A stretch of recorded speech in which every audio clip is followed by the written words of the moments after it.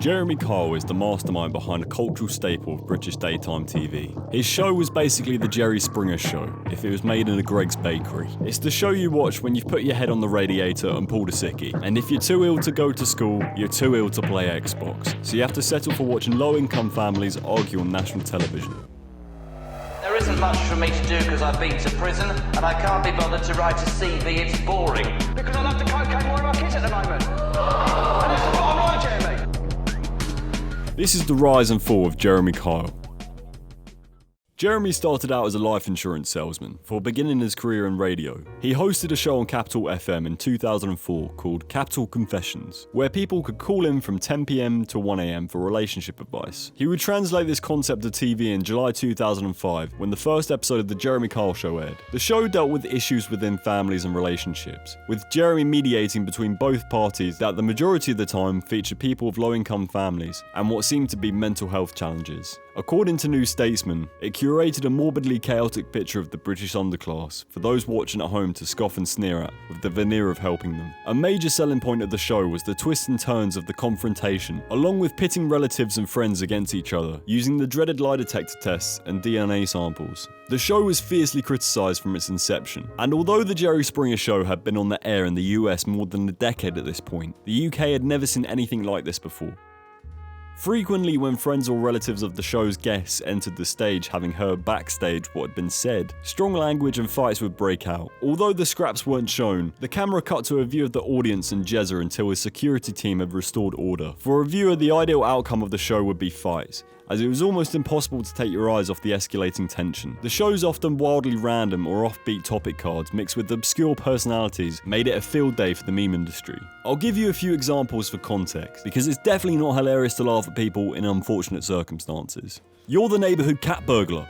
I hope my husband's girlfriend isn't my boyfriend's sister. Leave your fiancé, he had sex with me in a graveyard. Your boyfriend killed my hamster. And finally, did my dad have sex on my mum's grave? In January 2010, The Jeremy Kyle Show was at the peak of its cultural relevance and power. The show had parodies and was basically the king of daytime television. ITV announced an agreement to take a pilot version of the show to the United States in 2010, in partnership with Lionsgate Entertainment. The pilot proved successful, and in November 2010, the US version was picked up in 70% of the US television markets, ahead of its 19th of September 2011 debut. This was it. Jezza had made it big time. The show was basically exactly the same, except the guests they were exploiting were poor Americans instead. The show ran for 2 seasons and 300 episodes. However, in December 2012, the American version of The Jeremy Kyle Show was cancelled due to lower than expected ratings. Despite the show getting dropped in the US, he charged forward with his UK version.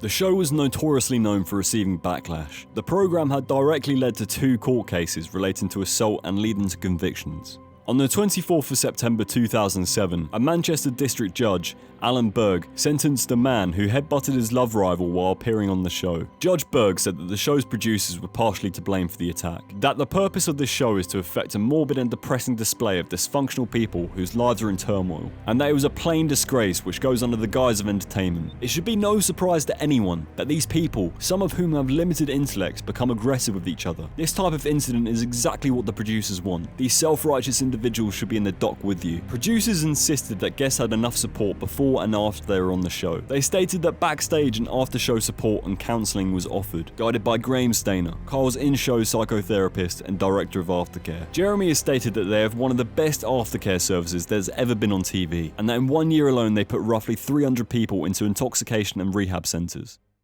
On the 9th of May 2019, Hampshire police found a man dead at an address in Portsmouth. He was confirmed to be 63-year-old Steve Diamond. Diamond had been a guest on an episode of The Jeremy Kyle Show that had been filmed a week before his death and had not yet been aired. He took part in the show's polygraph test, which determined that he was being unfaithful to his partner after he initially denied doing so.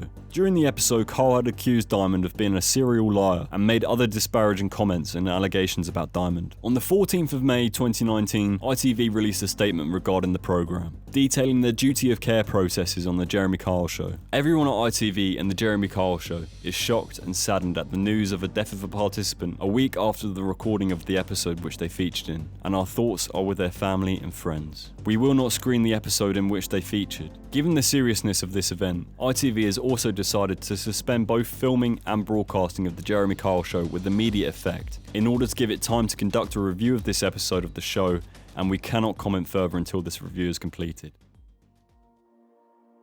Just complete and utter devastation. There was no place for a studio audience in that situation. He was clearly a vulnerable man that needed help, and he was humiliated in front of an audience, and it was a horrible situation to witness. Even if he is offered this help afterwards, that, you know, whether or not he received that, no one should have to be humiliated to get this help.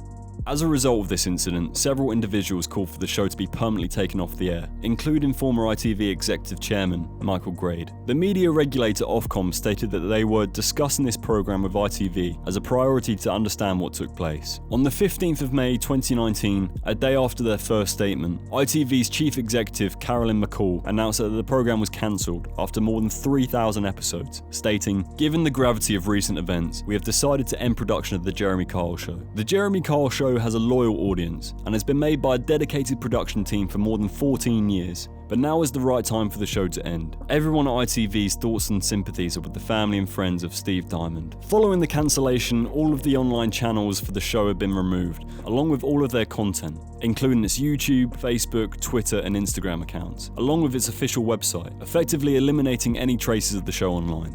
On the 18th of June 2019, it was announced that Kyle declined to appear before MPs investigating reality television. A coroner's ruling published in November 2020 stated that acts or omissions by Kyle may have caused or contributed to Diamond's death. A documentary about the cancellation was aired in March 2022, titled Jeremy Kyle, Death on Daytime. It detailed how the producers went about casting for the show. Although the Jeremy Kyle Show ceased production and cancelled with immediate effect, ITV still air their Blood Diamond Love Island twice a year after multiple suicides.